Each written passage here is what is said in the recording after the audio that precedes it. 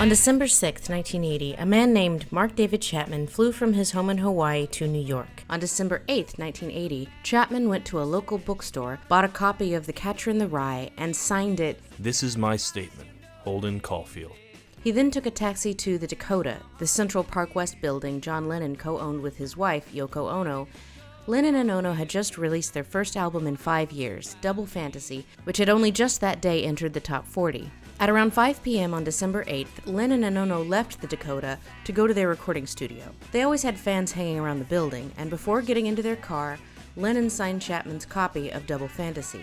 When John and Yoko returned to the Dakota in their limo at around 10:50 p.m., Chapman had not left his spot in front of their home.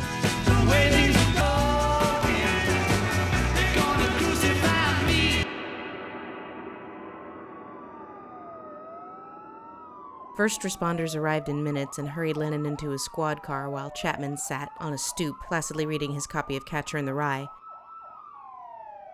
John Lennon died a few minutes later.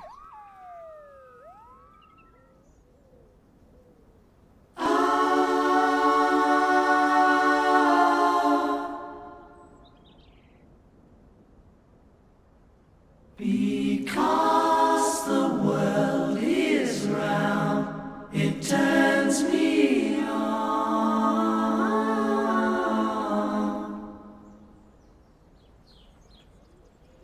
Because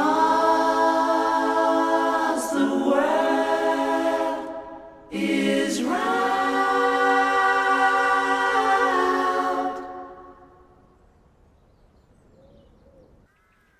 By daybreak, Yoko and some staff returned to the Dakota, finding that the crowd outside has grown past 5,000 people. The Dakota's front desk receives a call from Los Angeles about a threat to finish the job Chapman started in New York. Within a couple hours, a man is arrested at LAX who, in the process, knocks out a police officer while vowing to get Yoko Ono. I just gotta tell you. The following day, Yoko's nanny, Helen Seaman, brings her 5-year-old son, Sean, to her. Yoko tries to explain to Sean that someone has shot his father. Sean doesn't understand at first, but as it sinks in, his nanny holds him as he cries for his father. Ono does what she can to comfort him, but she wasn't as close to Sean as John was. John had prided himself on his role in Sean's life as primary caretaker, and now he was gone. Daddy, come home. Within a couple days, the Dakota offices are filled with flowers, gifts, cards, and letters, and soon a man claims to have placed a bomb in one of the packages. A bomb squad searches the building, but finds nothing. This day also brings the news of a suicide of a distraught fan, and this is what makes Yoko finally break down. When she eventually pulls herself together, she issues a statement pleading for no more suicides, for all the good it will do. 2 more will take their lives by the end of the week. Helen Seaman's son, Fred, who also works for the Lennons, comes into work that day, claiming to be devastated. Seeing how distraught he appears to be, Yoko sends him home with pay. The following day, Fred Seaman visits his college friend and aspiring writer named Bob Rosen, excitedly telling him that he is set for life. As a Lenono employee, Fred Seaman has unique access to John Lennon's home and property, and he is the first we have a record of thinking more ambitiously on how to capitalize on Lennon's murder. The Dakota receives a call about a morgue attendant selling a photo of Lennon's dead, naked body to a tabloid. Despite frantic efforts, Yoko can't prevent the sale, and the photos soon appear on the front page of the New York Post and the National Enquirer. The morgue attendant was paid $10,000. 2 weeks after the murder, Fred Seaman signs a contract with his college friend Bob Rosen to write a book about John Lennon, exploiting Seaman's access to the Dakota. To fund this, Seaman embezzles money from Lenono's petty cash fund, and over the next 12 months, he obtains thousands of private documents, including Lennon's diaries. Upon finding them, Rosen writes in his diary, "Dead Lennons equals big bucks." Paperback writer. A man named John Green, Yoko's chief tarot card reader during the family's time out of the public eye, had been living in an artist loft owned by Yoko and used to store irreplaceable artifacts like pieces of Lennon's artwork and original acetates of Beatles records. Green lives rent-free on the sole condition that he allows no visitors there, but not only does he violate this directive, he charges people admission. Yoko serves Green an eviction notice, but he changes the locks to the loft, claims squatters' rights, and sues Yoko. Concerned for the safety of the materials in the loft, she settles by paying Green $30,000. Upon inspection, her assistants discover a typewriter in the loft with a chapter of Green's forthcoming book, Dakota Days, which would be published by St. Martin's Press. In the book, Green depicts Yoko as a hysterical dragon lady who practices black arts and sucked Lennon's talent dry. Someone in Florida claiming to be the head of the Mark Chapman fan club has been sending several missives to the Dakota, ending with the salutation, "Death to Ono," one of which is accompanied by a record album riddled with bullet holes. The writer announces that he is in New York and intends to kill her. An accomplice is apprehended in New York and released, but the writer of the letter is never found. Yoko notices that large, expensive pieces of equipment start disappearing. Fred Seaman has gotten more brazen. After almost a year of embezzling, Seaman is finally caught and fired, after being paid tens of thousands of dollars to get back some, but not all, of the stuff he stole. A couple of years after the murder, there are rumors of books being planned by people other than Green, including Lennon's ex-lover May Pang, who would accuse Yoko of brainwashing Lennon when he dumped her for Yoko. Albert Goldman, biographer of Elvis Presley, who destroyed his reputation by exposing the likes of drug orgies and panty fetishes, is rumored to be negotiating for a 7-figure advance towards a Lennon expose. And then there's Fred Seaman and his college buddy Bob Rosen, who by 1983 has landed a book contract with Simon & Schuster for nearly $1 million. Seaman pleads guilty to second-degree grand larceny and is sentenced to 5 years probation, contingent on his agreement not to reveal what is in the Lennon diaries. Seaman can't use the diaries, but Rosen can, and eventually does publish his book, Nowhere Man: The Final Days of John Lennon. After being caught stealing, Seaman becomes obsessed with destroying who he calls the Black Widow and builds his entire identity around discrediting Yoko. That she is a drug addict, that she was having affairs before Lennon died, that it was she who had Paul McCartney arrested in Japan for possessing marijuana. Seaman will become the seed from which many of the more nefarious conspiratorial claims against Yoko grow and persist to this day. Maintenant, j'ai écrit un livre de Yoko, une biographie de Yoko. C'est appelé Black Widow. But perhaps the worst missive Yoko receives comes in the form of a letter from Attica State Prison. It reads, in part, Dear Yoko, my new attorney, Marshall Beale, may have contacted you concerning a possible agreement that would consist of seeking to use any funds earned by the release of certain materials towards charitable purposes. Yoko, if you feel that what I might enter into, even though all funds would be given to charity, is against your wishes, I would honor this completely. Sincerely, Mark David Chapman. Unbelievably, the man who murdered her husband right in front of her is asking for her cooperation in writing a book about the murder, from the murderer's point of view. The stuff about charity is of course meaningless owing to New York state law barring criminals from profiting from their crime, but of course not all profit is financial. Why did he do it? Why did Chapman kill John Lennon? And why would he want to invite more attention to this unforgivable thing that he did?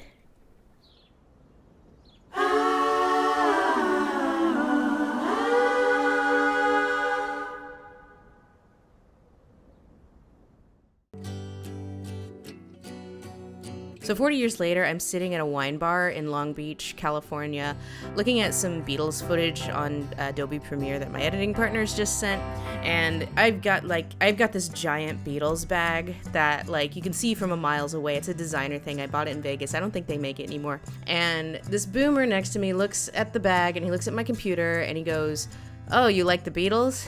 And I'm like, "Yeah, working on a thing." And hand to Christ, the next thing out of this guy's mouth is, Yoko Ono broke up the Beatles? And I'm like, are you serious? I can't tell if you're joking. And he's like, "No, I'm not joking." And I'm like, that of all the little factoids of all that you could drop, all the questions you could ask about the most successful, popular, well-documented band of all time, the one thing you have to say about them is the greatest and most persistent lie. Cool. But it's going to be such an incredible sort of comical thing, in 50 years' time, They broke up because Yoko sat on an M. Cool.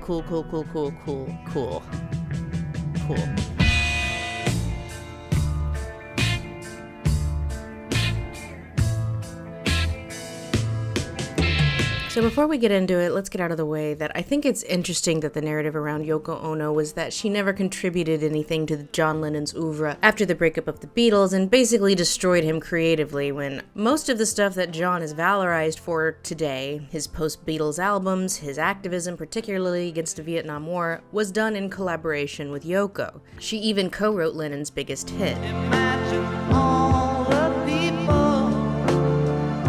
And was officially named a co-writer of Imagine in 2017 by the National Music Publishers Association. And yes, that was Lennon's wish during his lifetime. Actually, that should be credited as a Lennon-Ono song, because a lot of it, the lyric and the concept came from Yoko, but those days I was a bit more selfish, a bit more macho, and I sort of omitted to mention her contribution. Everything we did together in those days, we just inspired each other. Yeah, but if it had been Bowie, I would have put Lennon Bowie. If it had been a male, you know, when we wrote Fame together. But when we did it, I just put Lennon, because, you know, she's just the wife and you don't put her name on, right? And most people don't realize that they've heard Yoko sing at least 11,000 times. And I don't mean this.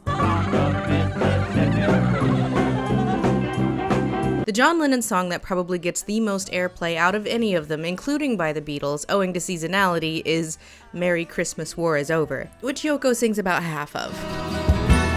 The near and the dear ones, the old and the young. A very Merry Christmas and a Happy New Year. Let's hope it's a good one without any fear. And yeah, she co-wrote that one too. And these are just some of the things that are still ubiquitous. So let's get the idea that Yoko was just this weird hanger-on who never contributed anything worthwhile out of the way. It's not true. Also, Yoko can sing just fine. Right now, and again in the second half of our show, ladies and gentlemen, the Beatles. Close your eyes and I'll kiss you. Part of the reason the breakup feels so fundamentally sad is because when you look back at the 8 years they spent together, you're basically watching these guys grow up. While none of them had any formal music training, they started a band, they worked ridiculously hard to improve themselves and their craft, and their passion for American rock music made them the most famous band in the world.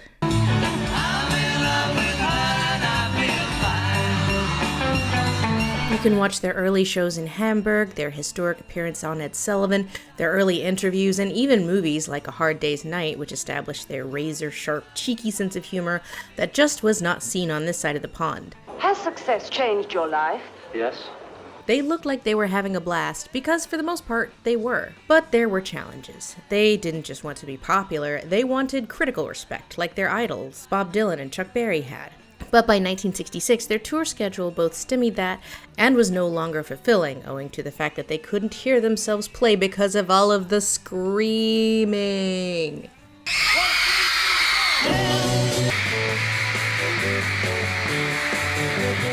George later said of a show they played in Japan where the audience was, well, it wasn't not screamy, but, you know, it was less screamy. And this performance made him realize just how bad they'd gotten as a live act.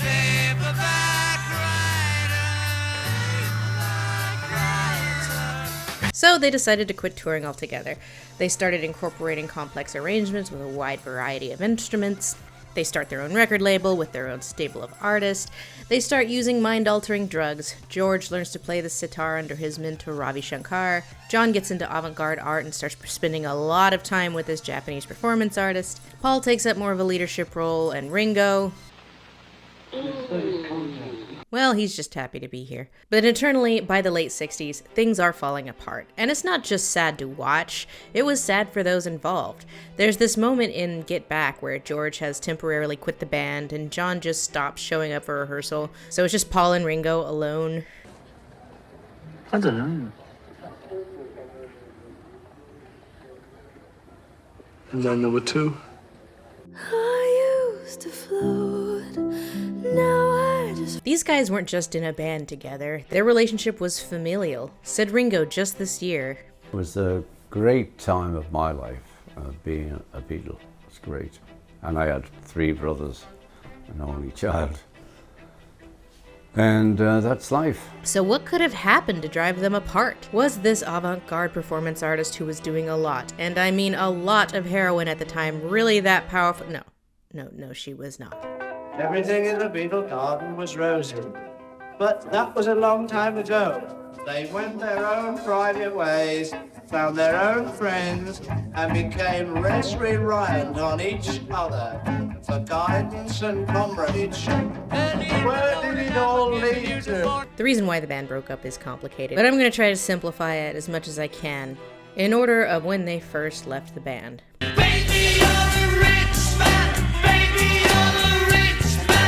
Who dat? He's not a Beatle, or is he one of those fifth Beatles? Well, I've heard it argued. Brian Epstein was their first manager. The son of a successful Liverpudlian businessman, Brian Epstein ran his family's music shop. In 1961, Brian discovered the Beatles after a local show, and despite his lack of experience in management, puts the four under contract with him.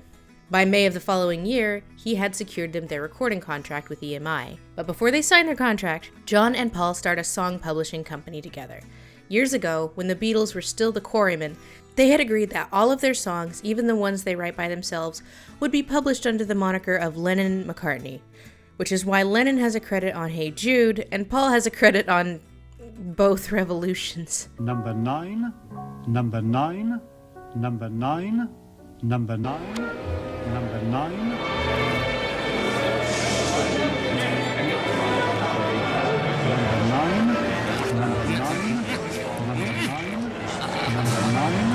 John and Paul call their publishing company Northern Songs and agree that they will always own equal shares in the company because they are creative partners and friends. Best friends. Brian convinces the group to dump their leather jackets and jeans for tailored suits, mop-top hair, and essentially the image that would carry them to worldwide fame. Despite his inexperience, Brian Epstein had excellent managerial instincts.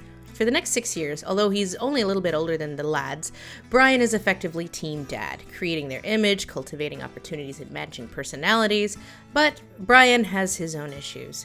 He was gay and Jewish in a time and place where it was advantageous to be neither of those things, and although his gayness was known and accepted by the Beatles, it was also a closely guarded secret to pretty much everybody else. When the Beatles started getting into fun drugs, Brian began self-medicating as well. The more famous the Beatles got, the more worried Brian was that he'd be cast aside. And it's clear to establish that he wasn't just their manager. He was incredibly generous to them on a personal level, especially to John and his first wife, Cynthia. He was even Julian Lennon's godfather. He genuinely cared about their best interests and never took advantage of their wealth and fame. But he wasn't as ruthless or as excellent a negotiator as other managers in the industry were purported to be. Yes. You still feel I must not exploit this person? Yes.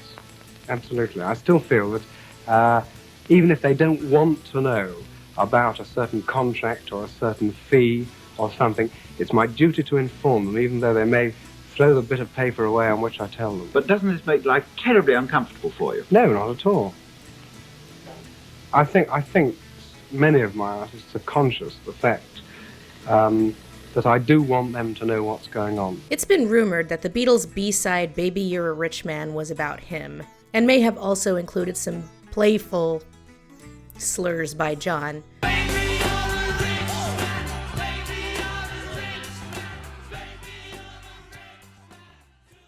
The Beatles never confirmed this, and is probably A, wrong, B, a mass auditory hallucination, as is the case with so many Beatles songs, but it has also been said that the song did hurt Brian's feelings. He never confided these insecurities to the band, however, preferring to self-medicate. And while the Beatles were doing a spiritual retreat thingy in Wales with Maharishi Mahesh Yogi, remember him, Brian Epstein is found dead in his apartment from an overdose of alcohol and barbiturates on August 27, 1967. He was 32 years old. Giving a statement from the workshop, John said, "Meditation gives you comfort enough to withstand something like this, even the short amount we've had." George added, "There's no such real thing as death, anyway." In Peter Jackson's Get Back documentary, they bring up how lost they are without Brian several times. Ever since Mr. Epstein passed away, it's never been the same. I mean, we've been very negative since Mr. Epstein passed away. And that's why all of us in turn has been sick of the group. It's discipline we lack. We've never had discipline. We've had sort of slight symbolic discipline, like Mr. Epstein. According to John, in 1971, I knew that we were in trouble then. I thought, we fucking had it now. After Brian died, we collapsed. Paul took over and supposedly led us, but what is leading us when we went round in circles? We broke up then. That was the disintegration.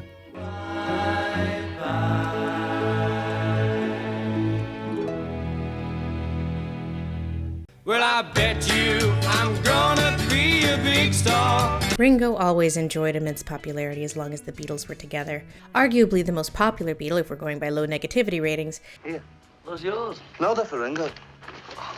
Must have cost you a fortune in stamps, Ringo. He comes from a large family. He was the last to join the band, and as a result always felt like he was kind of the odd man out, especially because he was a guy who was basically a really solid session musician, who by the end of the Beatles was surrounded by 3 once-in-a-generation songwriters. So, the year is 1968. It is the famously difficult White Album sessions. During rehearsal for the opening track, Back in the USSR, the band breaks out into an argument, which they'd been doing a lot during the White Album sessions, and Ringo gets up and leaves. That's where you walked out of the Beatles. No, you were like, hey, fuck you guys. I only went out because I did feel like it was, we'd done Pepper and that was fine. And we were trying to be a band again, which I loved. Right. And then I'm there in the studio, and it's like, I don't feel good. I don't feel part of it. So I go and knock on John's door, and I say, hey, I just don't feel right. I don't feel it, I'm part of this. You three seem so close. And he goes, I thought it was you three. Right. So I said, fuck it, I'm off. Ringo decides to go on vacation, and he takes his family to Greece, where he will write his best-known song, Octopus's Garden. I'd like to be underneath the sea in an octopus's garden in the shade. And yeah, it sounds like a dumb kid song because it is, but it's also quite literally about how nice it would be to escape the turmoil outside. We would be warm below the storm in our little hideaway beneath the waves. At that moment, I'd love to be under the sea with an octopus. But before too long, the other lads realize that they need him and send him a telegram telling him that he's the best rock and roll drummer in the world and that they love him and please come back. Things had happened that I was separated from the band, and they were all great, sending me text and stuff. Come on home, we love you. And I went back and I had that piece of song, and that's how it worked. So Starr came back, arrives at Abbey Road to find his kit decorated in flowers spelling out, "Welcome back, Ringo." Aww. Morning, Paul. Good morning, Rich. How are you this morning? Now, of all of the Beatles, Ringo was the one who wanted the band to break up the least, so it may come as some surprise that he was the first to quit. But the reason he quit was rooted in how much he hated seeing the other guys fight. Producer George Martin summed things up during Anthology. If you go to a party and the husband and wife have been having a row, there's a tension, an atmosphere, and you wonder whether you're making things worse by being there. I think that was kind of the situation we found with Ringo. He might have said to himself, am I the cause? When you watch Get Back, Ringo spends a lot of time just, you're kind of in the background looking sad at the writing on the wall that the band is drifting apart. However, in Get Back, the biggest frowny pants in the room is not Ringo, nor is it John, but All things must pass. By 1966, George Harrison, the youngest Beatle, was already talking to Brian Epstein about leaving. When the band started, he'd entered as a sort of younger brother mentee to Paul and John, but by this point he was starting to feel like he was outgrowing them. A 3-month break is proposed by Brian, and George goes off to India to study sitar under Ravi Shankar.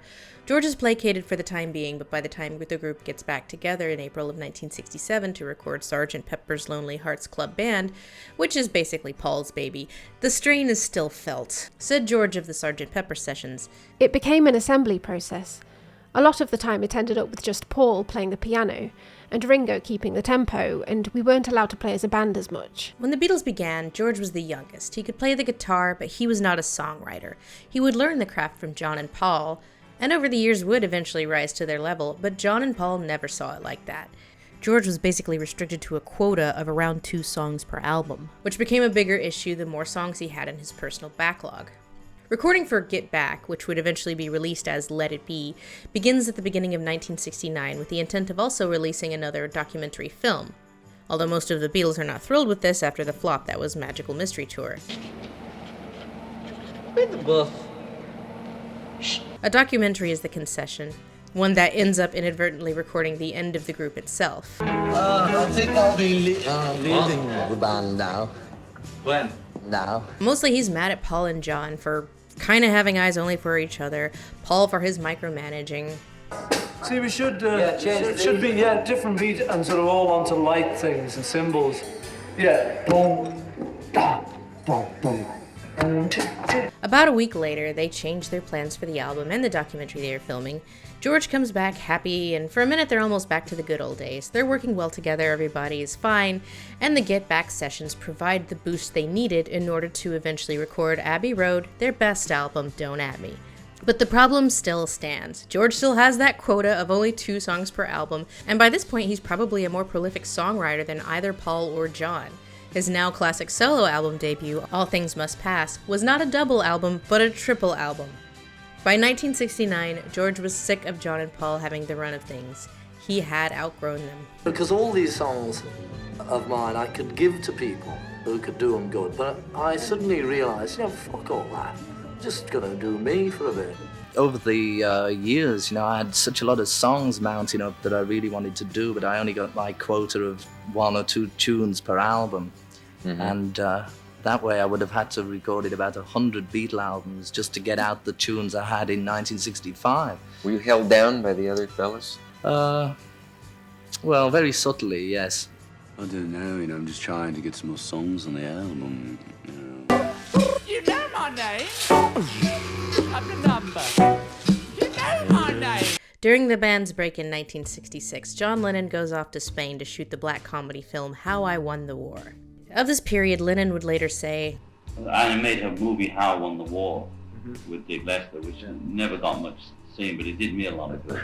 And so from 65 on, I was sort of vaguely looking for somewhere to go, but didn't have the nerve to really step out in the boat by myself, push the boat off. So he comes back, they record Sgt. Pepper's, they release Sgt. Pepper's, they record Magical Mystery Tour, and then Brian dies. John, where would you be today without Mr. Epstein? I don't know. So then this infamous trip to India happens. I'm going to try and keep this short. Brian died while they were at this retreat in Wales, but the Maharishi invites them to India, and, everyone's nerves are fried, identities are shaken, so let's go to India and learn about transcendental meditation. John and George are really into it. Paul's down to do whatever that needs to be done for team building exercises, and Ringo... Let's just say Ringo packed 2 suitcases, one full of clothes and the other filled with Heinz baked beans so he wouldn't have to be exposed to spicy food. So it's not just the Beatles, their entire entourage is there, a bunch of other famous people except Yoko, who is not here, although John will write a bunch of songs about her while he's here. And the trip is extremely productive. A majority of the White Album is written here, including Ringo's first song with the Beatles, which would be featured on the White Album. But it's also just kind of tense and weird. Ringo lasts all of 10 days before he pieces out, beans and all. Paul leaves not long after because, being Paul, he's worried about the business things back home. John and George saw Paul and Ringo's early departure as these guys hesitating on the path to higher consciousness, just as the pair, particularly McCartney, had earlier refused to join them in their LSD experimentation. But at the same time, we see a schism between John and George begin to develop. In the description of a journalist who was there, Harrison had a genuine dedication to meditation, whereas Lennon's approach was more adolescent. He was looking for the answer. Well, there isn't the answer. And so they both leave abruptly after the Maharishi may or may not have done a sex crime against Mia Farrow, who was also here. We don't actually know if he did it, but we do know that he did try to talk the band into giving the ashram 25% of his next album's royalty, which at first John's like, yeah, before he's talked out of it and is like, wait a minute. This Maharishi sure is into a lot of celebrities and money. Sexy Sadie, you get yours yet? However big you think you are. According to author Jonathan Gould in 2007, the mysterious bond that had been first sealed on the stage of a seedy Hamburg nightclub called the Indra would begin to unravel 8 years later in the hills of India itself. Great scene. No! Stop it! You stop fighting! Beatles, please stop fighting here in India. This would be the last time the Beatles ever traveled together. After this trip, Paul decided he's had enough of hard, fun drugs and meditation and goes back to being a normie. Sets back on his life's goal of being the ultimate wife guy. Ringo drinks a lot, George goes even harder into all things Hare Krishna, and John gets into even harder drugs, which also coincides with him leaving Cynthia for Yoko. And before I go any further, I don't mean to imply that the rest of the Beatles had absolutely no problem with Yoko. They were concerned about the heroin. It wasn't that John didn't do heroin before he met Yoko, but they enabled each other a lot during their early relationship. This, in addition to the fact that she was just always fucking around when they had agreed, no spouses or girlfriends in their writing and recording sessions. And this is the big reason that the other guys had a hard time with Yoko, especially during the White Album. It wasn't just that John was obviously testing boundaries with them like a toddler with what he could get away with his girlfriend doing, especially since the other three had known Cynthia for years, and were not thrilled with the way John was handling his divorce. So yeah, let's just get that out of the way. Yoko did not cause their breakup, but that did not mean that they were always on great terms with Yoko. It was a rough start. So John is the first of the Beatles to release a solo single with Give Peace a Chance.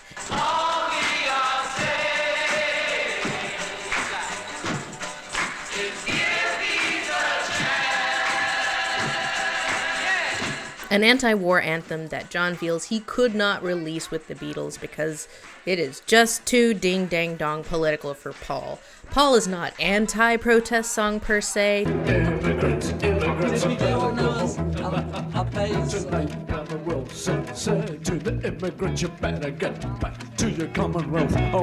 Dylan does them. Protest songs are cool, but at the same time, he's also of this sort of lower C conservative mindset that celebrities shouldn't be super political. After Abbey Road's release in September of 1969, John formally calls it quits to the rest of the band. Although he holds off on announcing it publicly for business reasons. He would not be the first to announce the breakup, however, because he would be beaten by Simply Having a Wonderful Christmas Time. Before Brian died, a reporter friend asked him who was the most difficult Beatle, assuming it would be John.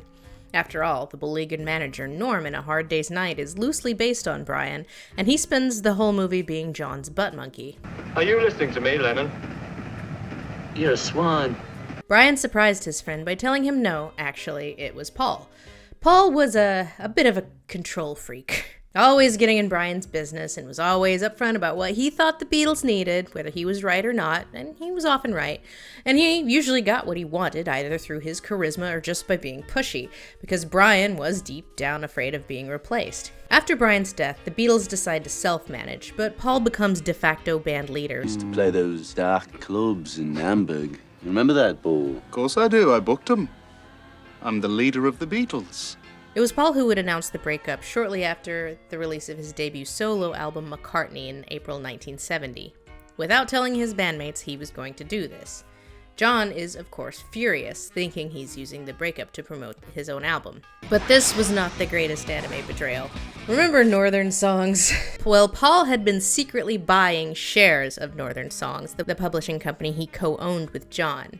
Again, their agreement had been to keep their shares equal, but Paul now owned over 100,000 more shares than John. Now, this alone could have been the end of the Beatles, but it wasn't the death knell.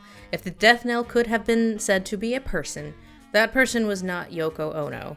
That person was... He's a real nowhere man, sitting in his nowhere land. In 1965, the music biz was abuzz by the Rolling Stones manager, a New York wheeler-dealer named Alan Klein, getting the Rolling Stones an excellent royalty percentage and a then unheard-of $1.25 million advance for their next album. The Stones were a big deal, but they weren't Beatles big. So how come they, and not the Beatles, got this unprecedented deal? What was not yet public, and what the Stones did not yet realize, their money was being funneled through Klein's agency. And this is extremely common. Even to this day, royalties are often paid through agencies rather than directly by publishers.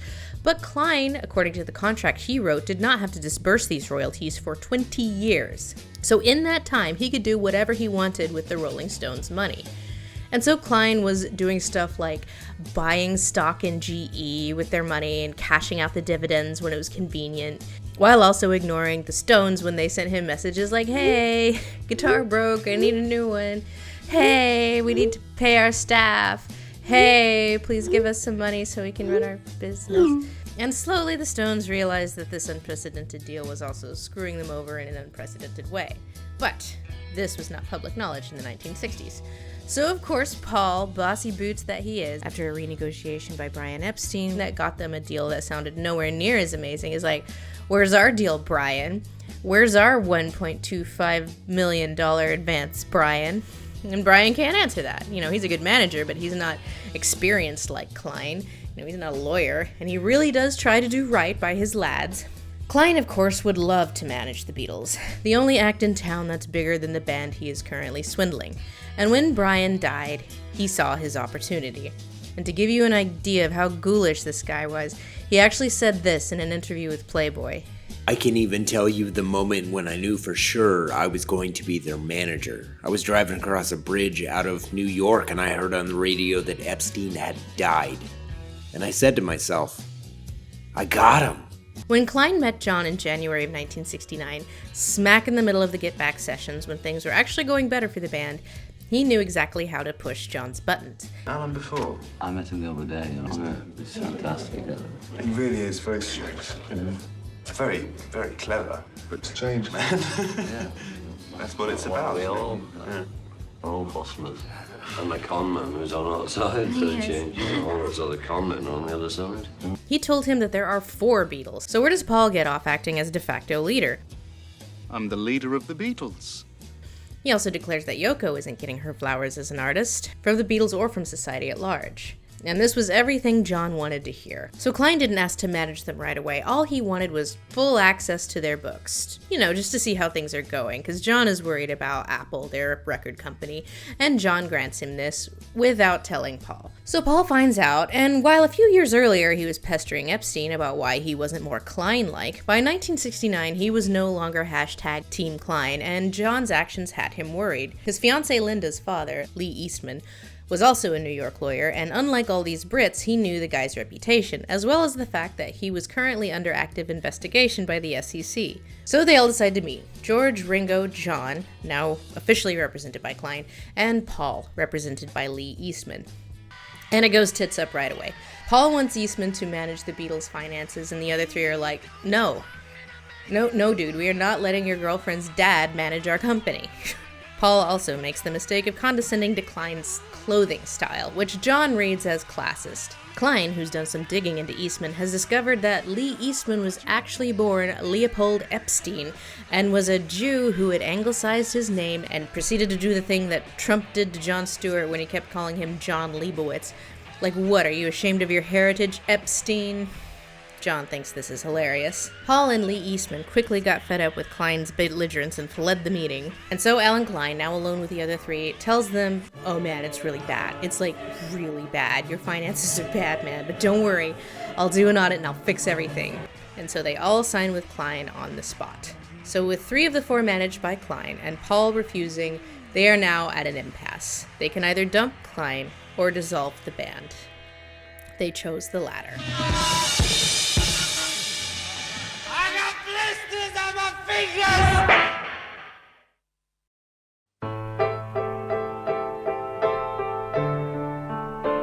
The event is so momentous that historians may one day view it as a landmark in the decline of the British Empire.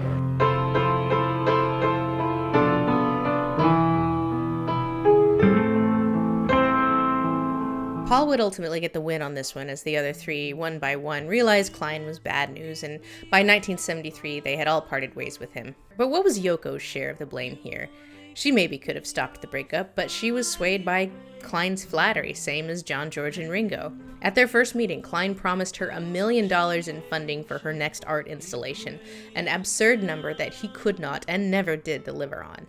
After the breakup, a series of legal battles followed. Paul claimed in an affidavit that when John, George, and Ringo chose Klein over him, it was the first time in the history of the Beatles that a possible irreconcilable difference had appeared between us. And in the middle of investigation, I break down. Instant karma's gonna get you, gonna knock you off your feet. The following few years would see a lot of public animosity from the four ex-Beatles, particularly between John and Paul, who could not stop writing diss tracks about each other. Those weeks was right when they said you was there. You took your lucky break and broke it in two. Now what can be done for you? John in particular was just mean. One has to completely humiliate oneself to be what the Beatles were. And that's what I'm saying in this album. I'm saying, I remember what it's all about now, you fuckers. You know, fuck you all. He famously called Paul's songs granny music and took everything extremely personal and was just wrong about Abbey Road a lot. Even Paul had forgotten that it wasn't all animosity leading up to the breakup. Peter Jackson's Get Back wasn't just a technological breakthrough, but also functionally rewrites history.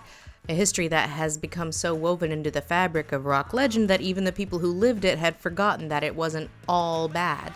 First off, it shows that a full break was not inevitable, and even that the full break that did happen probably wouldn't have lasted forever if John hadn't been killed. Second, it shows that after George returned to the group, they were working well together, particularly after the arrival of session musician Billy Preston brings a breath of fresh air to the sessions.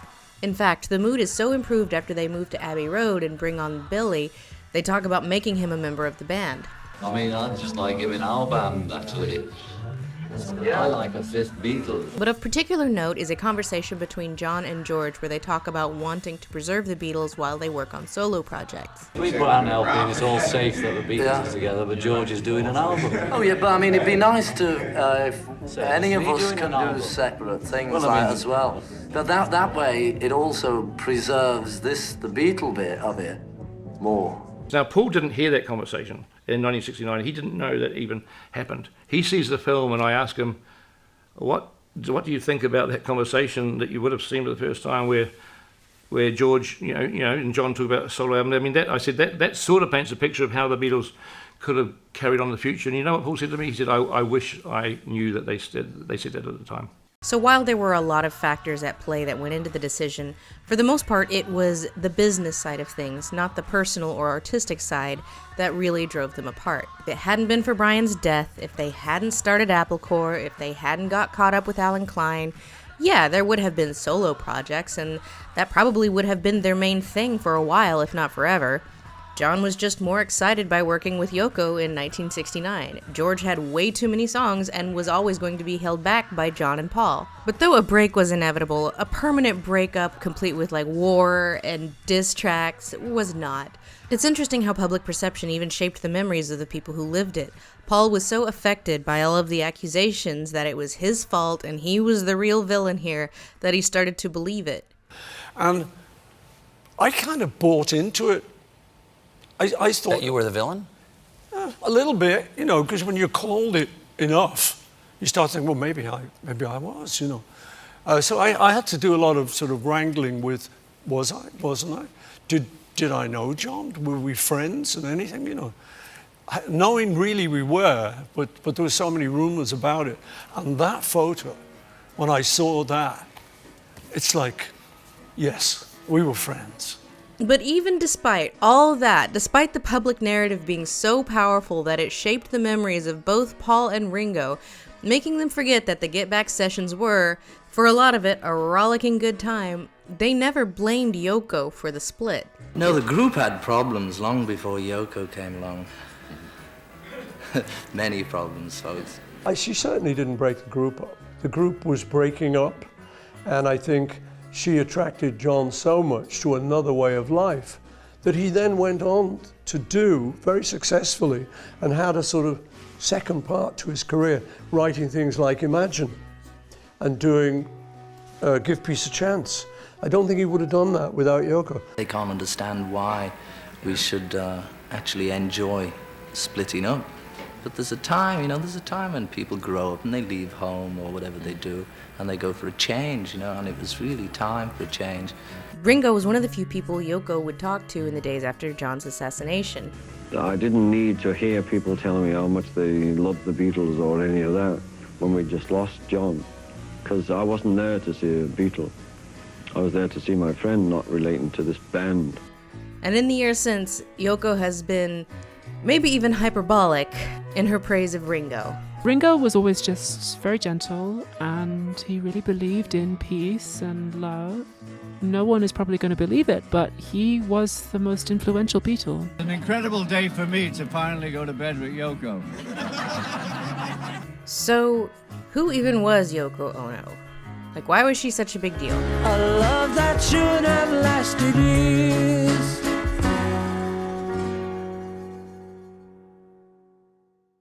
Born in 1933 to Isuke Ono, a wealthy would-be classical pianist turned banker, and Isuko Ono, Yoko spent her childhood bouncing back and forth between Tokyo and the United States. During World War II, Yoko and her family fled Tokyo, scraping by in the Japanese countryside and often wondering if they'd ever see their father alive again.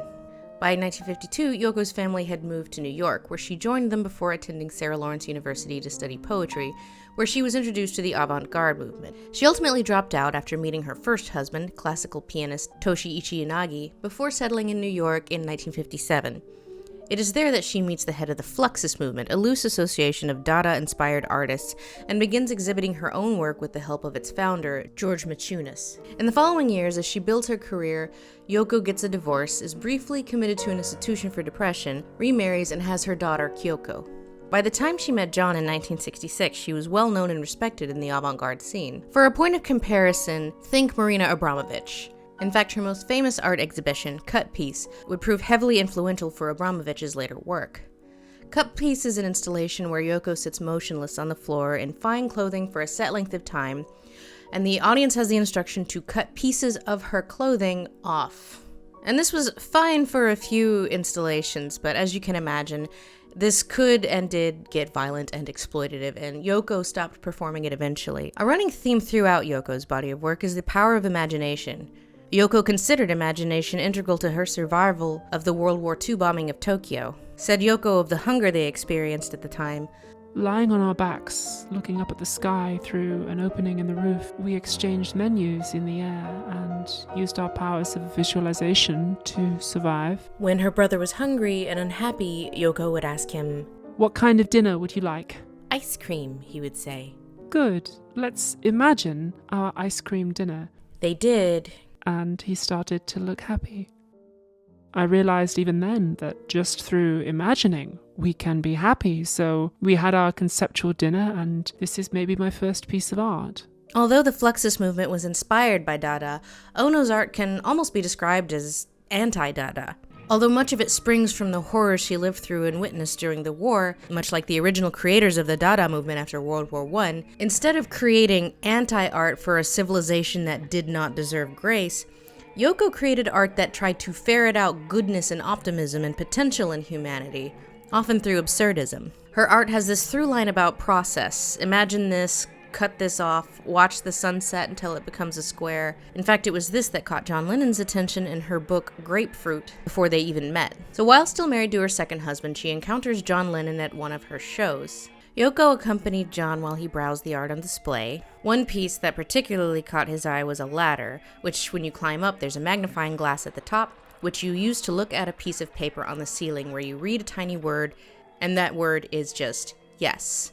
And this was totally up John's alley, said John later. It's a great relief when you get up the ladder and you look through the spyglass and it doesn't say no or fuck you. Sgt. Pepper's Lonely Hearts Club Band contains, in my opinion, the greatest Lennon-McCartney song, but the lines between the sections that Lennon and McCartney wrote are so stark you can practically hear the slash between their names.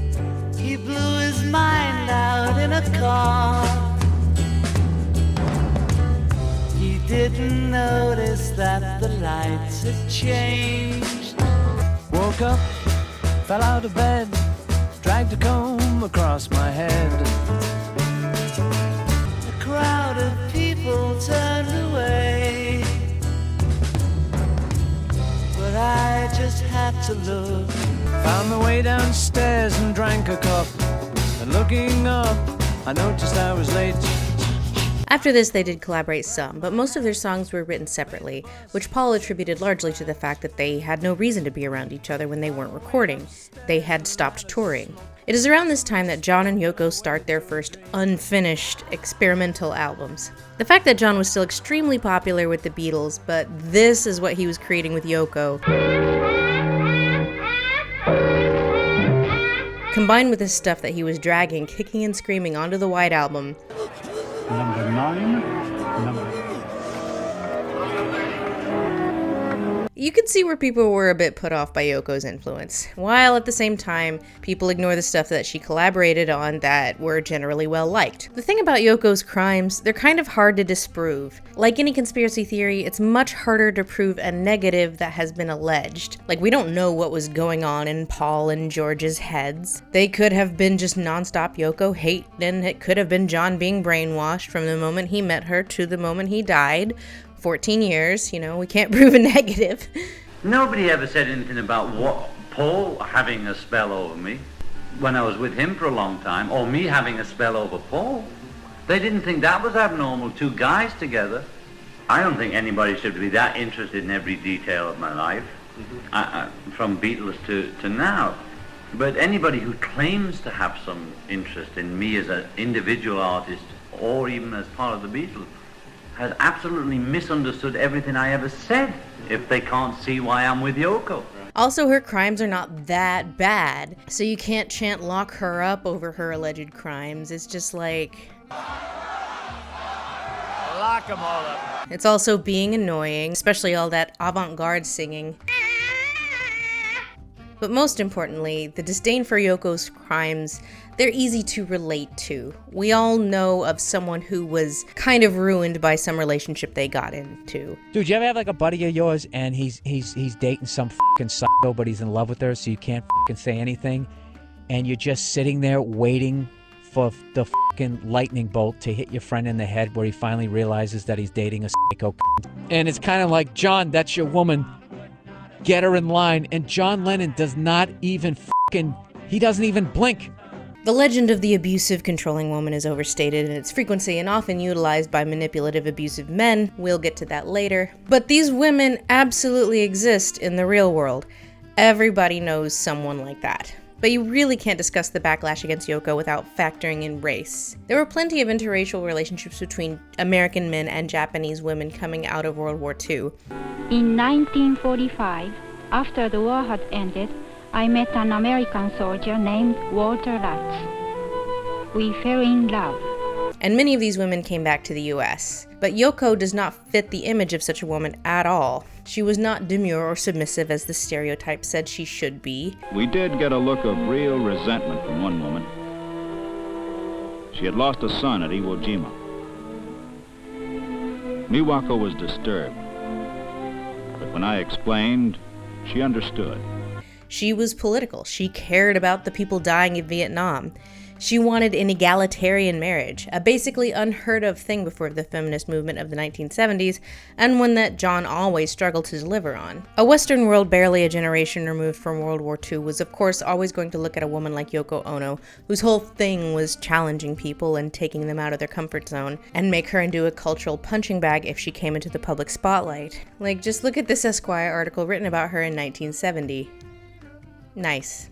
I have to admit, the Yoko songs I like during the Beatles period are few and far between, especially the unfinished experimental ones. Guys, just because you recorded something doesn't mean you need to put it out there and charge money for it. So a fundamental distaste for Yoko and her influence on John isn't bad or immoral. It's okay to be like, man, I wish they hadn't met, because I don't like the artistic direction it took John. I don't like the spiritual stuff, I don't like the political stuff, I don't like how he found feminist Jesus, for a variety of reasons, some of them valid even. Take this little ditty from 1971. And the song is called Woman is the of the World. And obviously there was a few people that reacted strangely to it, but usually they were white and male. John. She's the slave of the slaves, that's what Connolly said. John, stop talking, John. All my black friends feel I have quite a right to say it, because they understand it. It's 100 floors of Franks. They're not all going to be winners. It is fair to be disappointed that an artist whose work means a lot to you changed course when he met someone. All totally reasonable feelings to have. But of course, it rarely ends at simple feelings of distaste.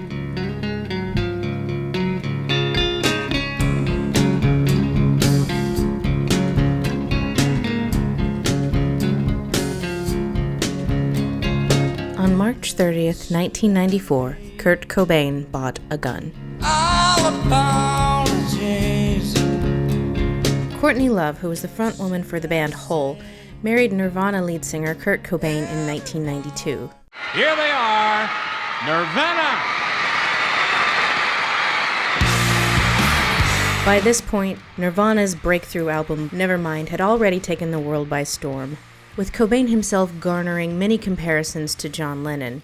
I think he was the closest that his generation came to a John Lennon. In March of 1993, Courtney Love and several people close to Cobain staged an intervention, concerned both with his use and his several recent suicide attempts. Love suggested that they go to rehab together. I love him so much, it just turns to hate. But Cobain was largely not receptive, to put it lightly. Love decided to go to LA to check herself into rehab without him. A few days later, Cobain did check himself into a different rehab, but he soon escaped and went missing. About a week later, he was found above the garage in his Seattle house, dead from a self-inflicted gunshot wound, with a detailed suicide note lying nearby. Nirvana leader Kurt Cobain, an extraordinarily gifted singer, songwriter, and guitarist, was found dead in Seattle on Friday morning.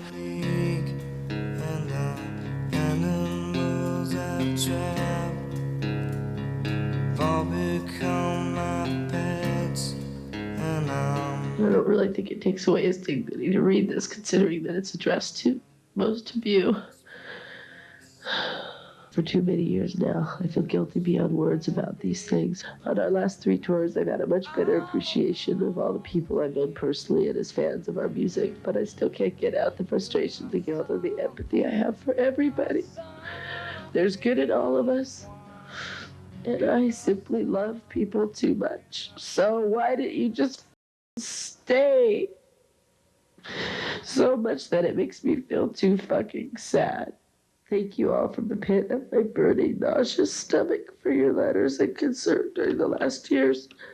I'm too much of an erratic, moody person, and I don't have the passion anymore. And so remember, and don't remember this because this is a fucking lie. It's better to burn out than to fade away. God, you asshole. Peace, love, empathy, Kurt Cobain. That Courtney Love drove him to do it was a common narrative, but that she orchestrated his murder was even more common. And it was terrifyingly mainstream. An episode of Unsolved Mysteries posits Cobain's death as a, well, unsolved mystery. Maybe he was murdered. When rock and roll singer Kurt Cobain committed suicide, few questioned the official ruling. But private investigator Tom Grant is convinced that the truth about Cobain's death has yet to be revealed. I believe there was someone with him in that room.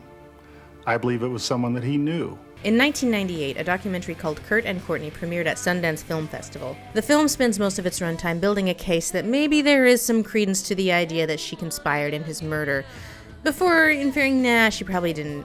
But here's a lot of reasons why she might have. There have been many documentaries and specials and YouTube exposés and podcasts in this vein ever since.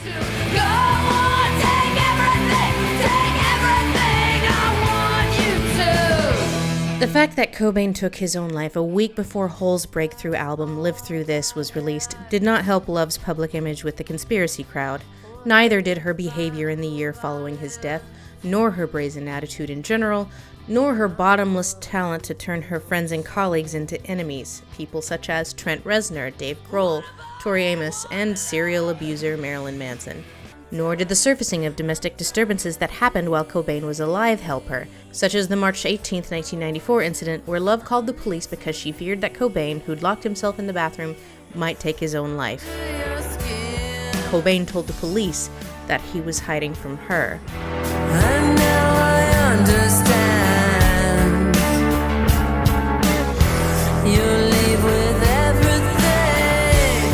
I'm really kind of worried about Courtney now at this point, you know. I mean, she's had a rough time with the media before, and I can just see that a lot of people would make a field day out of this. Even at the time, when I was not old enough to understand what was going on, I struggled with the cruelty of the situation. It would be life-rendingly horrible enough to lose a spouse, especially as a new mother with a baby, only to then have millions blame her for it, but then posit maybe she actually did it. Maybe she was in on it. Courtney, of course, blamed herself for what happened a great deal, as so many in her situation do. You feel his death is your fault? In this instance, yes. Because? Because I didn't need to call for an intervention. I shouldn't have called for an intervention.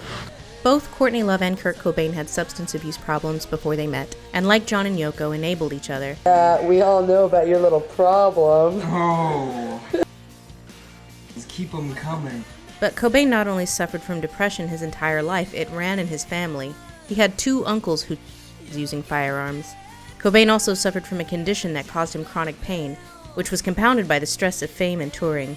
And it's obvious that his identity as a famous person was front and center in his mind as he was writing that note. Considering how it ends, a line which Courtney Love would eventually turn into a song. It's better to rise than fade away.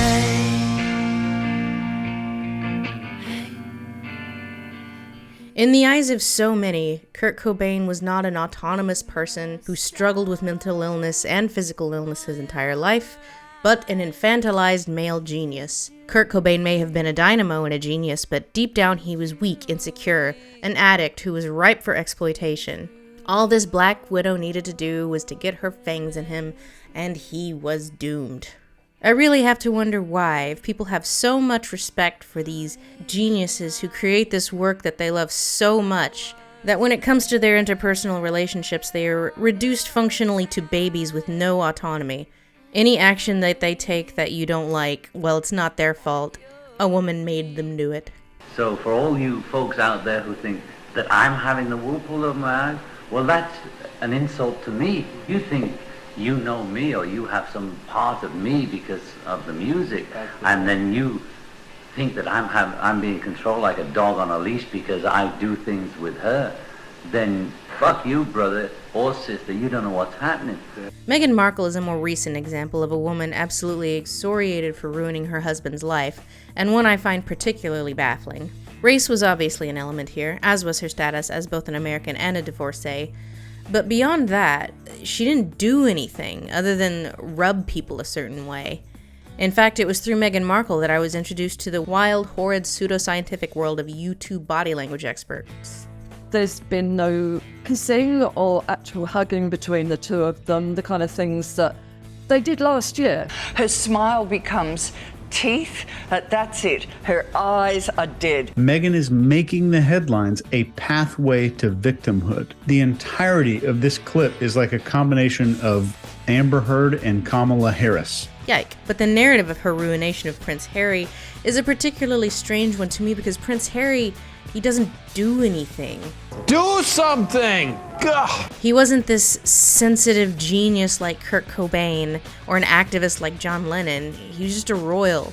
He didn't have any genius to ruin. And yet the narrative of the infantilized male genius ruined by the woman was still up and running. Like Yoko, somehow she had seduced one of the most rich and famous men in the world and convinced him that he was both weak and worthless without her. And every decision that the couple made since their marriage, no matter how many times they explained their reasoning, was done by her decree for her benefit. Because this is not an adult man, it is a baby. Wah. Carla Bruni, wife of former French Prime Minister Nicolas Sarkozy, took precious minutes out of her finite life on this earth to Photoshop Yoko Ono's face on Meghan Markle's body to imply that she, I don't know, broke up the royal family. I mean, in that case, good. And there was much rejoicing. But the legend of the infantilized male genius and the power-obsessed, abusive women who ruined them reached its zenith in 2022 with the defamation trial of Johnny Depp, who sued his ex-wife Amber Heard for defamation for a 2018 op-ed she co-wrote in the Washington Post with the ACLU, in which she referred to herself as a public figure representing domestic abuse. The article itself was an op-ed pleading for Congress to reauthorize the Violence Against Women Act, which was set to expire. The article was not about Johnny Depp and did not mention him by name. Depp sued Heard for defamation all the same, as this article was the closest thing to a straw he had to grasp at, claiming not only that this article was defamatory, but that he never, ever laid hands on her. Nor have I ever struck any woman in my life. Despite the mountain of evidence that he had done so many times, I truly do not know if there has ever been a more mainstream or successful misinformation campaign as this, to the point that it's pointless for me to even begin debunking the absolutely bonkers narrative that Depp's team popularized. And at the risk of this becoming an hour-long tangent, here is a list of things you would need to believe in order to buy into Depp's narrative that it is he, and not his much less famous, much less rich, much physically smaller wife who was half his age, who is the real victim here.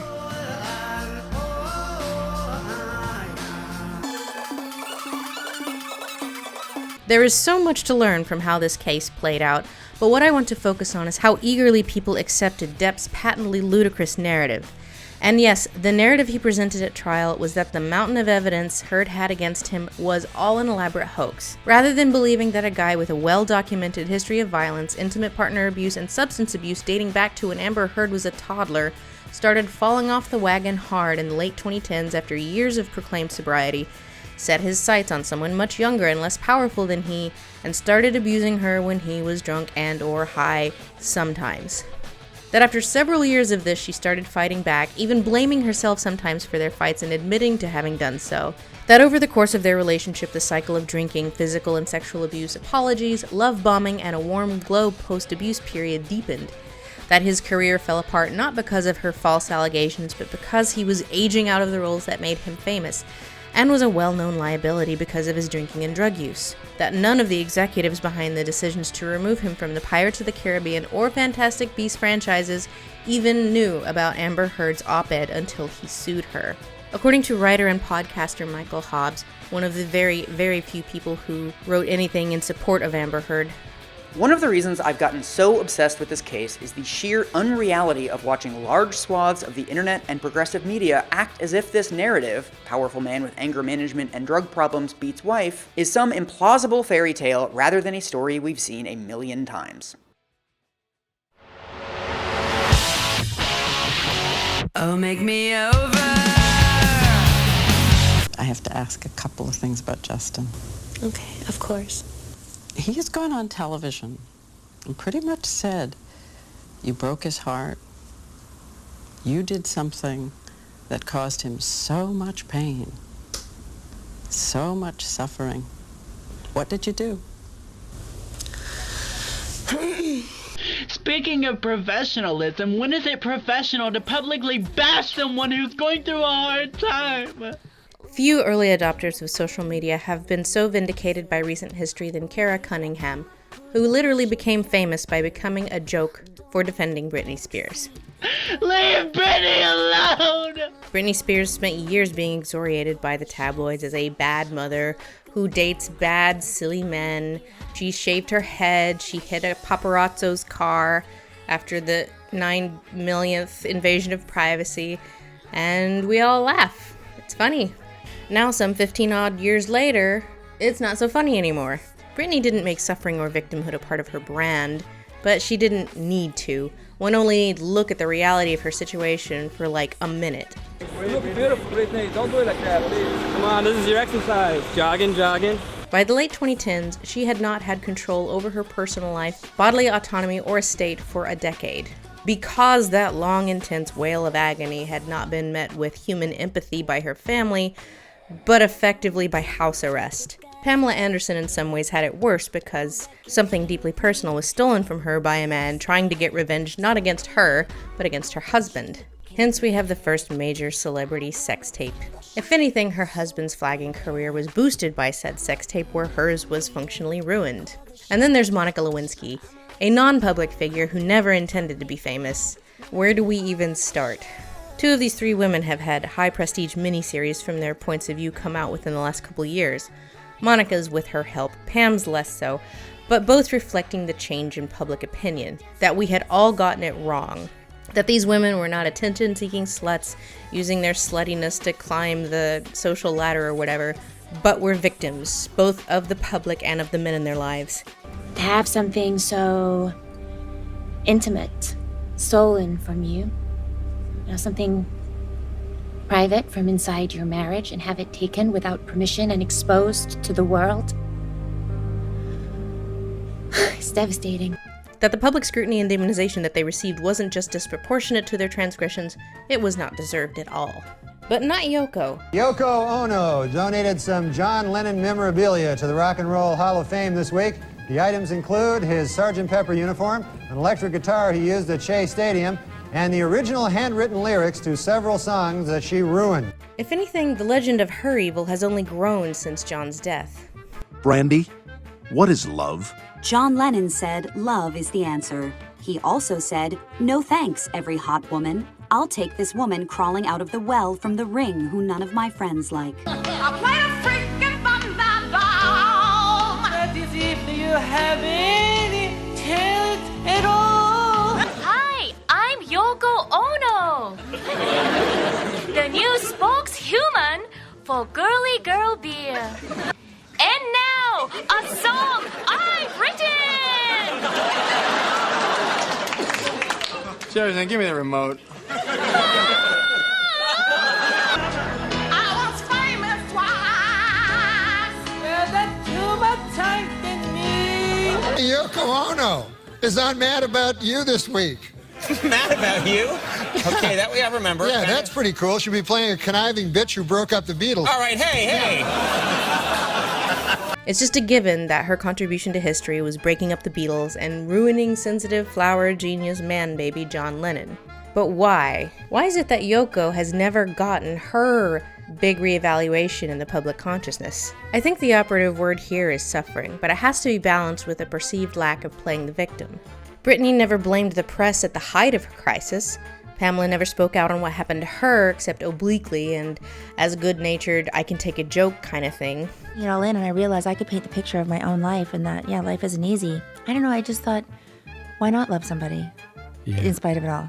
And Monica disappeared from the public eye only to resurface as an anti-bullying advocate some 20 years later after the dust had settled, and most people realized, wow, that was pretty fucked up. Britney Spears, Monica Lewinsky, Pamela Anderson, even Paris Hilton, who has tied her hitherto unknown personal tragedies into her personal brand in a very savvy way. Good job, Paris. They eventually got their reevaluation and public sympathy. To state the obvious, a major difference here, these are all white women, Yoko is not. But all the same, there are women of color who got their respect after the fact. The last years of Whitney Houston were a joke at the time. I remember it, I was there. But now she is held in almost as much esteem as men who died in similar circumstances to her, like Prince. Her death is reframed as a tragedy of fame causing self-destruction, more in the vein of Kurt Cobain, rather than the hysterical joke the tabloids portrayed her as in her final years. Amber Heard will get her reevaluation. The evidence is just overwhelmingly on her side, and the trial and media circus surrounding it just created a precedent too horrible to be forgotten. If anything, it should shine a spotlight not on male victims, which Johnny Depp is not, but on how abusers have always used the court system to further torture their victims through frivolous lawsuits like Depp's. And Depp's unlikely success has opened the gates for more of the same. But Heard's reappraisal will not be anytime soon, in large part because, unlike in the 90s, where it was mainstream and tabloid media profiting from the narrative, well, over on CBS, Shania Twain had her big musical special. I felt sorry for Shania. See, that brings up the age-old question for guys. Who do you watch? The nice girl? The pretty girl you can take home to mom? Or the cheap slender girl, puts out, everybody goes for Monica. Now it's the public, people on social media doing it for clout and for money. In the case of Britney Spears and Monica Lewinsky and Pamela Anderson, it took years for them to get their reevaluation, especially Lewinsky. But Amber Heard didn't need the likes of Jay Leno or Perez Hilton to be the avatar of cruelty like for Lewinsky or Britney Spears. Depp weaponized millions upon millions of people to do it for him. The more complicit the public at large is in the unjustified public shaming of a person, especially a woman, the longer it will take for that reevaluation. And what great mass vilification of a celebrity has the public been more complicit in and for longer than Yoko Ono? Yes, but I like to work at home, on the phone, and with computers.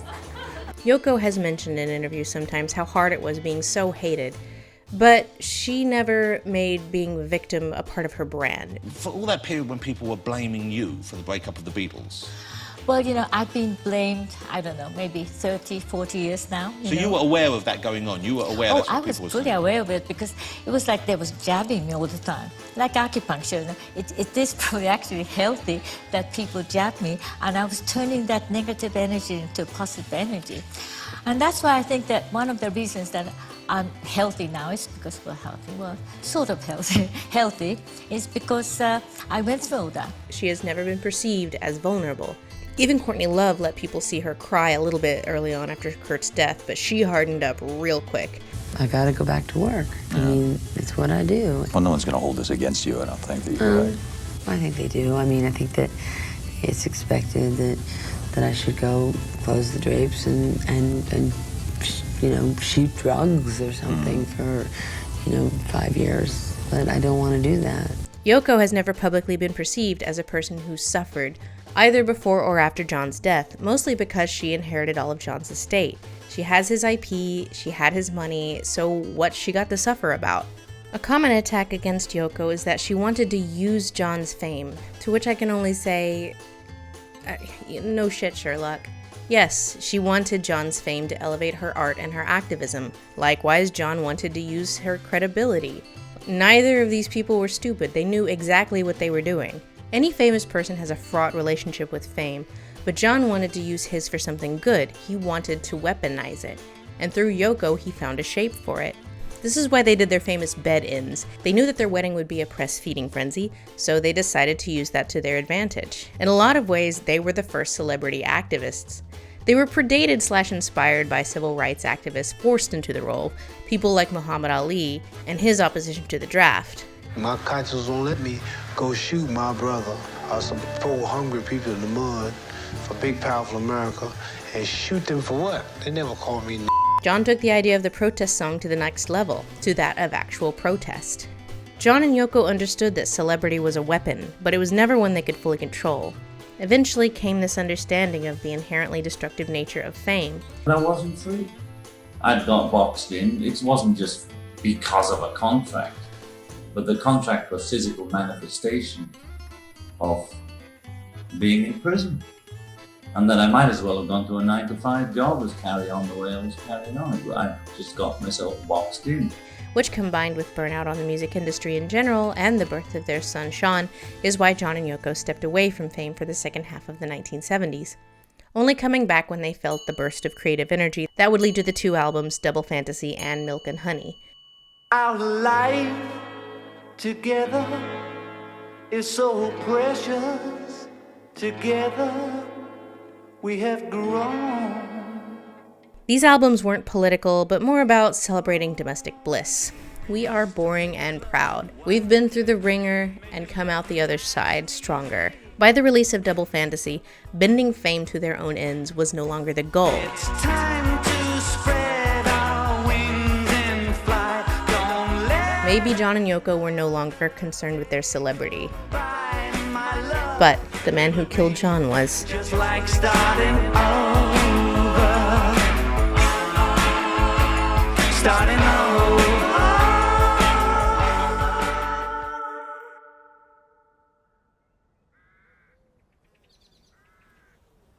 On January 27th, 1963, Lee Harvey Oswald bought a gun.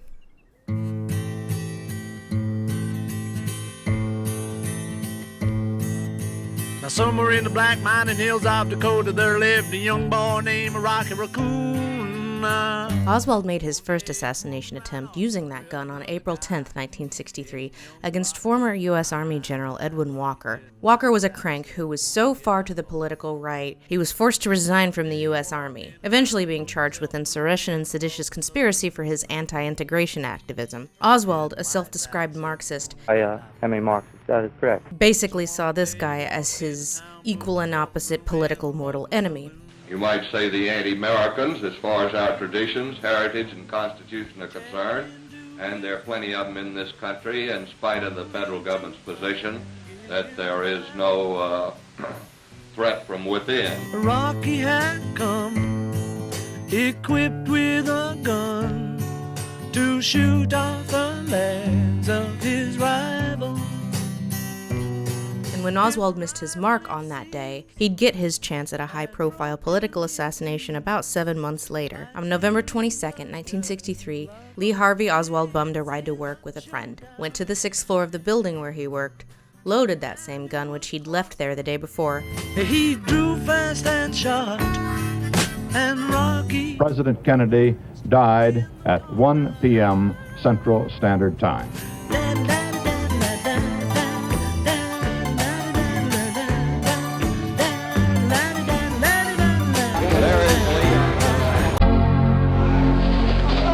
He's been shot. Lee Oswald has been shot. But 48 hours and 7 minutes after the president's death, his accused slayer is dead.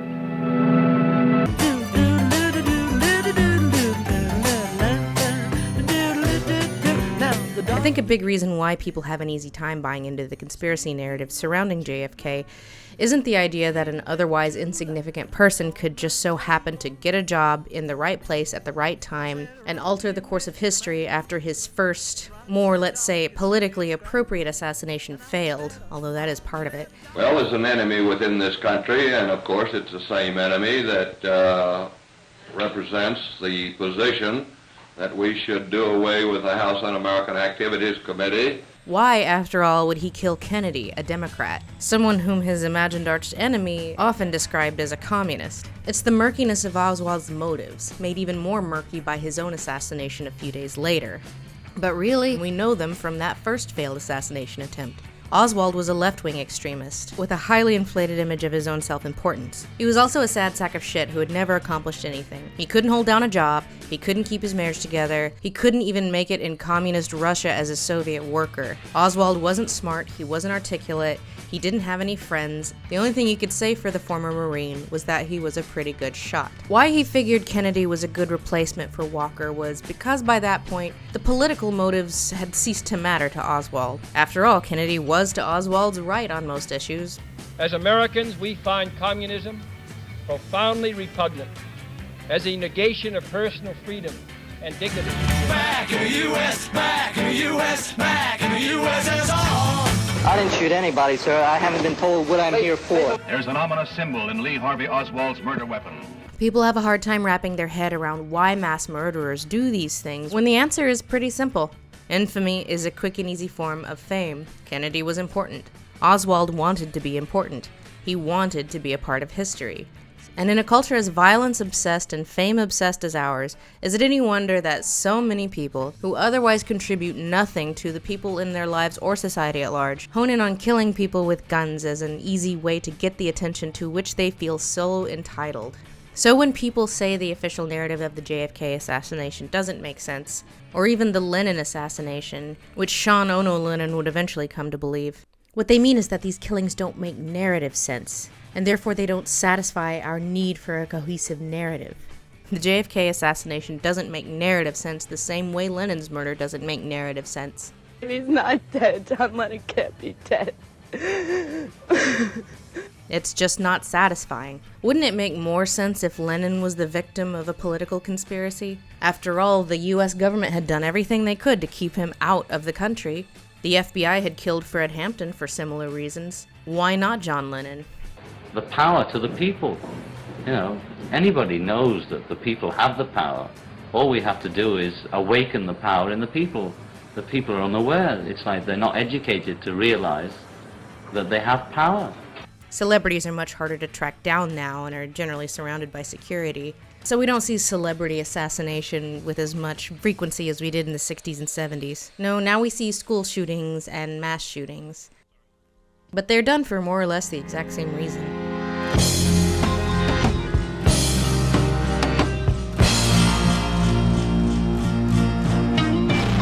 There's this misconception about Kurt Cobain, especially among the younger generation, that he was this intrinsically authentic figure who always bore his soul and spoke his mind, and just accidentally became famous because he was in the right zeitgeist at the right time. He didn't cultivate his image, he was just being himself, and this could not be further from the truth. Like, look at the video for Smells Like Teen Spirit, their breakout hit, which he had a huge hand in shaping. And how can you say this image is anything but perfectly cultivated?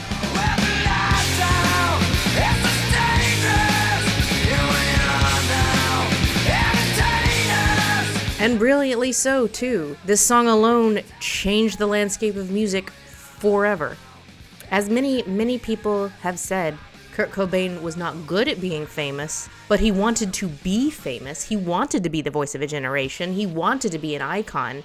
But once he got what he wanted, he saw that there was no way out. But he did not anticipate the baggage or the damage it would do to him. It's banal at this point to compare Kurt Cobain to his idol John Lennon, but Cobain and Lennon shared a crucial similarity in how their painful home lives and traumas as teenagers made them seek fame out. Seek out the adoration of the masses as a substance to plug that shrieking void. By the end, Cobain knew he couldn't control it, but Lennon had convinced himself that he had it figured out. No, the thing of feeling that one was not justified in being alive unless one was fulfilling other people's dreams, fulfilling their dreams, or fulfilling my own dreams and illusions about what I thought I was supposed to be, which in retrospect turned out to be not what I am. That's what I was saying about had lost the initial freedom of the artist by becoming enslaved to the image of the artist, of what the artist is supposed to do.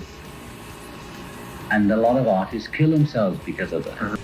The so-called pain of the artist was always paid for by the freedom of the artist. And the idea of being a rock and roll musician sort of suited my talents and mentality, and the freedom was great. But then I found that I wasn't free.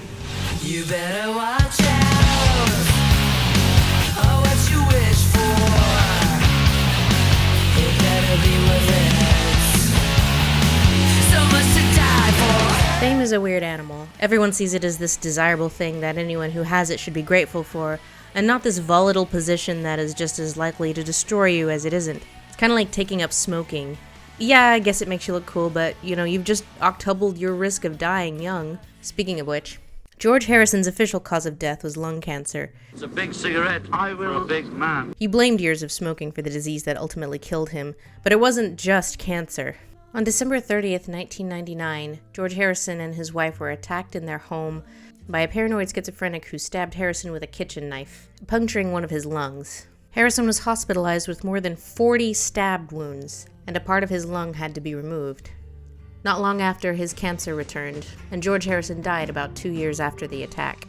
Given that Harrison was in remission before the attack, many close to him believed that it was cause for the cancer's return. And one way or the other, it definitely hastened his death. But it definitely took years off his life, So if you're trying to fight cancer and then you're trying to stay alive for something like that, it's got to take it out of you, If not for being stabbed 40 times, if not for having part of his lung removed, how much longer might George have had? Weeks? Months? Years? How much time was taken from him because an obsessed fan broke into his house? John Lennon and Yoko Ono tried to harness fame for the greater good. They tried to be both of the people and above the people. Eventually, they gave up trying to control fame, stepping away from the public eye to raise their son, only for John to lose his life basically the second they returned to the public eye. This epidemic of fame destroying people still rages on, but never does the finger point inward at a fame-obsessed populace who demands infinite product at the system of celebrity itself, a condition which the human mind never evolved to endure. I don't want this to be reductive as saying whole cloth fame bad. I think in human civilization, fame is inevitable, and there are some people who've learned to be good at being famous. Any questions? I saw an ad today for Mariah Carey's line at Victoria's Secret, and I thought, there's someone who's good at being famous. Mariah Carey. I want to believe that she actually does have it figured out. Same with Paul McCartney. Fame was hard on him for a while, but he figured it out eventually. And I'm grateful that he stayed in the public eye. And even John and George and Ringo, I feel like my appreciation for the work that they did, both with and after the Beatles, is enriched by knowing about them, by knowing their personalities and how that informs their songwriting and the way they make art. But I don't feel entitled to any more than that. You remember when you were with the Beatles? Sure. That was awesome. Worldwide celebrity is a condition that carries with it a higher mortality rate than most occupations. Hell, higher than even some forms of cancer. And it's weird that we just kind of accept this as not only a norm of having a system of celebrity at all, but still see celebrity as something to be envied. First of all, the 27 Club, it's one of these things that everybody talks about in the music world, but how did you come up with the idea to bring this musical adventure to Las Vegas? That these people whom we claim to so admire have a good chance of being destroyed, if not by randos with guns, then by themselves through enabled substance abuse and untreated mental illness. There is a good argument to be made that Johnny Depp is a victim, and that his career was destroyed, but not by his ex-wife. John Lennon and Yoko Ono were more thoughtful and conscious than most about how they wanted to use their fame. John Lennon wanted to be a famous rock star, but once he became one of the most famous people alive, he found it all kind of pointless. He no longer wanted to be famous for being famous's sake. He wanted his fame to have meaning. I don't think it's fair to say that they failed at trying to use their fame for meaningful purpose. But I do think it's fair to question whether that level of fame can ever really be controlled. And I do think it's fair to ask if it was worth the cost.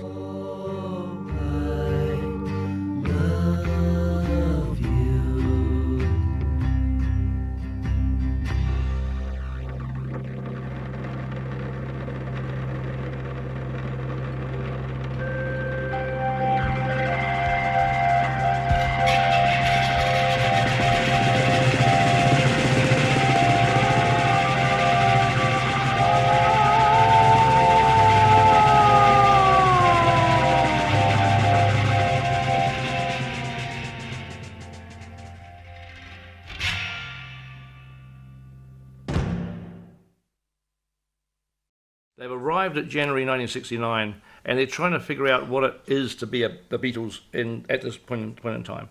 And it's almost like, you know, oh God, I'm going to mention Tolkien. Oh, damn. It shouldn't be happening. At the end of Lord of the Rings, when Frodo says, you know, we set out to save the Shire, Sam, and we did, but not for me. I kind of have started to project that, because the Beatles changed the world, did all this, only to realise that there's not really a place for them. They want to perform to 300 people.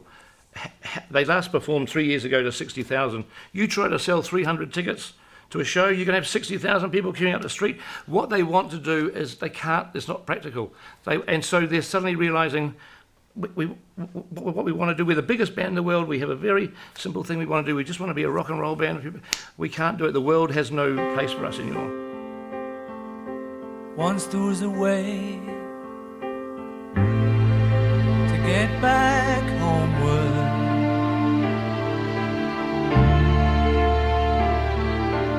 Once there was a way. That Abbey Road is the Beatles' best album, and one of the greatest albums of all time is, well...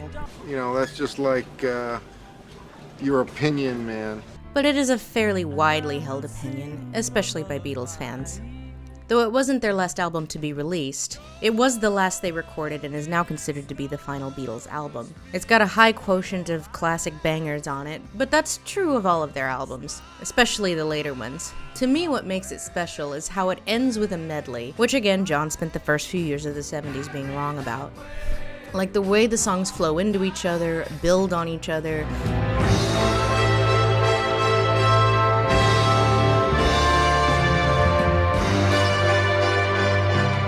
It still blows my mind. It's one of those artistic creations that really makes me wonder what part of yourself you have to dig into to come up with something like that, in a way that very, very few things do. I never give you my pillow.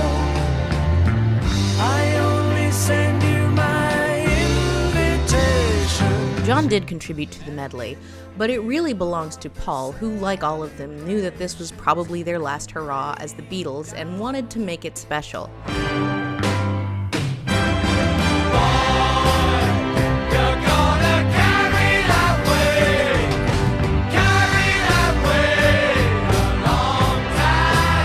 Inevitably, some of that medley is written about what's going on between them. But Paul being Paul, he ends it on a triumphant note. And in the end, the love you take is equal to the love you make.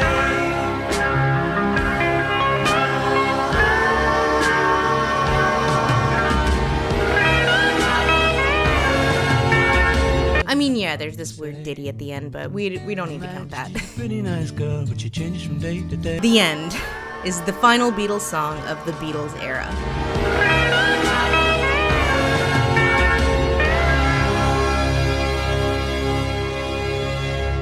And we could talk a bit about what came after, how Anthology brought the surviving Beatles back together, the new singles made from John's demos that Yoko gave Paul in the 80s, how Now and Then is really a pretty perfect song for looking back on how things ended.